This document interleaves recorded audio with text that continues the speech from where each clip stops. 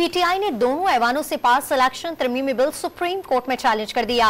Election commission को मखसूस नशिस्तें दूसरी जमातों को अलॉट करने से फौरी रोकने की इस्तदा कर दी। मखसूस नशिस्तें पीटीआई को अलॉट करने का हुक्म देने की भी दरखास्त की गई। अपोजिशन लीडर उमर अयूब ने इलेक्शन एक्ट तरमीमी बिल को गैर मुनसिफाना करार दे दिया।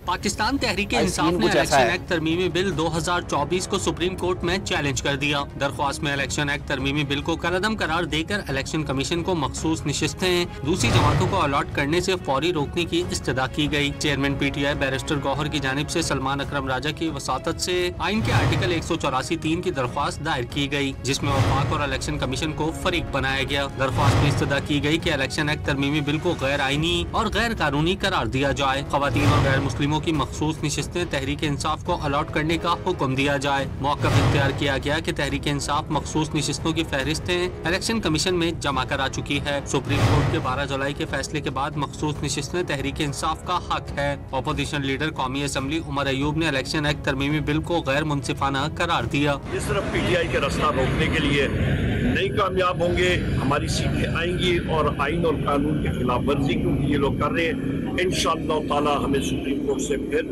रिलीफ मिलेगा। हम लोग अदालतों में जाएंगे और इसको रिवर्स कराएंगे।